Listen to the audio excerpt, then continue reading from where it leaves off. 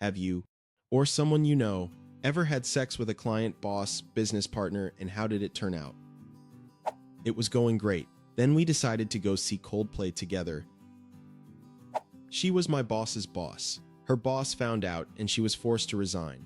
We are celebrating our 25th wedding anniversary next month. I was secretly getting intimate with a coworker for 6 months. We were both single, and we agreed it would be casual. We talked about boundaries and agreed it was just a fun fling. We also agreed we could still go on normal dates with other people. We kept it quiet at work. Then, on a Friday after work, I told her I had met someone else. I said I wanted to pursue a real relationship and end our situation. From my point of view, I ended it politely and clearly. That weekend, she started flooding my phone with messages. She also sent me very personal photos. In 2 days, it was more than 100 messages. She begged me to come back. I told her to stop because it was making me uncomfortable. I also said I was worried about my safety if she kept escalating. I said I would block her if she did not stop. After that, she sent a few messages that felt like threats, so I blocked her. The next Monday morning, Human Resources called me in. I was suspended while they investigated an anonymous workplace misconduct complaint. She claimed I had sent her unwanted personal photos of myself. She also claimed I had sent hundreds of unwanted messages. I cooperated fully and handed over my phone right away. The timeline showed that I had ended things calmly. It also showed that she had done what she accused me of doing. In the end, she was fired, and I kept my job. But the stress and embarrassment still pushed me to quit soon after. I'm still dating the person I chose. My advice is simple. Do not get intimate with a coworker unless you truly trust them to handle rejection like an adult. If I ever did it again, I would only do it with someone I knew very well. Workplace drama spreads fast. It can cost you your peace even if you did nothing wrong. Short-term thrill, long-term awkward meetings. A friend of mine owned a company. He met a woman who also owned a company. Their businesses matched well, so they started a new company together. It was fine for 2 to 3 years, and the company grew. More people joined, and everything looked stable. Then they got intimate and moved in together. They even talked about getting married. After that, she started mixing the relationship with the business. She acted like she was right about everything. She acted like he was wrong about everything. If something good happened, she took the credit.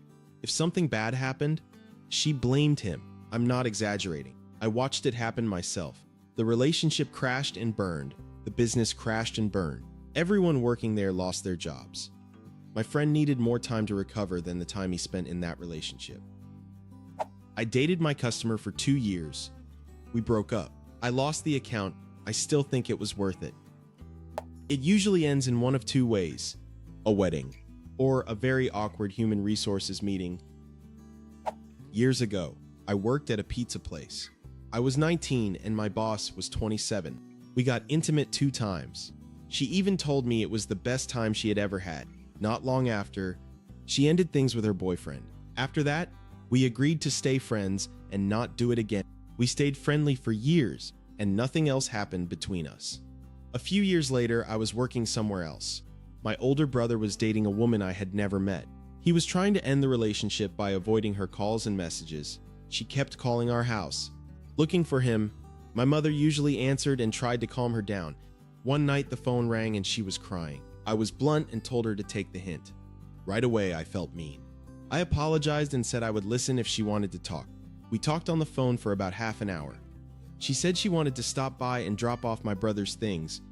I agreed to meet her and take them. When she arrived, I realized she was my former boss. She got emotional while handing over the items. I wished her well. She asked if she could write my brother a note. I said yes and took it. I hugged her goodbye and she left.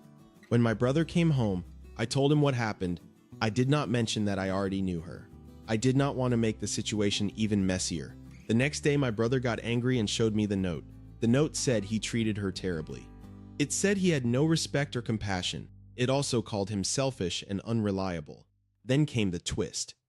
It said that his brother, meaning me, was a better partner. It said she used to think about me when she was with him. I was not expecting that at all. It was awkward for everyone. I used to do adult work. I was intimate with about 180 clients. It went smoothly in about 178 cases. Honestly, it was not a terrible job. I'm a man in my 30s. I was 25 at the time. I was on a management team and had worked there for about 3 years. While I was on vacation, the other managers hired a woman. We were both in bad relationships and felt stuck. We started talking and leaning on each other. Over time, we helped each other get out of those relationships. Soon, we were dating in secret at work. Other managers found out, and they transferred me to another branch. We stayed together anyway. We have been married for 3 years. We are expecting our daughter in June. It was the best decision I ever made. My former wife had an affair with the lead software architect at her company. It ended our marriage and broke up our family. It also caused chaos in her family. I heard her parents even cut off her sister for not supporting her. I also heard my former wife was fired after a workplace misconduct complaint related to the affair. Her group was shut down and about 50 people lost their jobs. After that, she started obsessing over the affair partner. She stalked him and tried to pressure him back into a relationship. In the end, I'm not sure she came out worse. She later got a new job at the same company and made about 10 times the money. She received some custody, but not much. She convinced the court not to use her new pay when calculating support. We split about $1.2 million in assets. At her new job, she was making more than $1 million a year. Now she has less parenting responsibility and far more money. She also has a new hobby. She uses lawyers to threaten me and drain my savings. My former wife was 40 years old and was having an affair with her boss. In my state, we had to be separated for a year before the divorce was final. During that year, I drafted our separation agreement through several revisions. I focused on 3 things: the children, my retirement savings, and the house. First was the children. She put her energy into the affair and moved out. The kids stayed with me almost every day. Some weeks she did not pick them up at all. Sometimes she only took them one day in a whole week. We agreed I would keep them Monday through Friday for stability with school. That also meant I did not have to pay child support. Second was my retirement savings. She was talking about marrying the other man, so I offered a deal. I would pay off her personal credit card debt of $7,000. In exchange, she would sign away any claim to my retirement accounts. She signed quickly. Third was the house. I had the kids most of the time, and on paper, the mortgage was worth more than the house. If we sold, we would lose money. She could not afford to cover half of the loss. I told her I would take on the mortgage if she signed the deed over to me. She signed that too. After months of paperwork, she suggested one last dinner together to celebrate being done. It felt like she wanted to pretend nothing had happened. Around then, I learned the other man's wife did not know about the affair. I shared my evidence with her, including messages and photos. About a month later, he ended the affair to work on his marriage. My former wife panicked and tried to renegotiate the agreement. I refused because it was already signed. She did not even show up in court for the divorce. No lawyer, nothing. Our human resources manager got caught being intimate in her office with a maintenance worker from the building. She was fired. The hypocrisy was the worst part. A friend of mine was born from an affair between his mother and her married boss. When the boss's wife found out, she forced him to cut contact completely. My friend grew up without a father figure. Years later, my friend tried to reach out as an adult. Soon after that, the boss passed away from a heart attack. I also know another case. A married woman had an affair with her married boss and got pregnant. She had to confess everything to her husband. He forgave her, and she gave birth to twins. In a strange twist, everyone stayed together. Both families ended up becoming friends. The twins grew up with 2 father figures in their lives. Years later, the biological father passed away and left a lot of money to the twin girls. They each bought their first home in their early 20s. I'm not sure there is a clean moral here, but one lesson is simple. Do not mix work and romance, especially if you're married. This happened about 15 years ago. She was my immediate supervisor. She was difficult to work for because she saw everyone as a threat. She could be rude, but she also flirted with me. She was arrogant and took credit for the work the team did. I was the only one who could do certain tasks. Even then, she took the credit. Sometimes she would be polite to your face, then she would undermine you and discredit your contributions later. People were burned out and afraid to speak up. We sometimes traveled together for work. We also trained police recruits at an academy.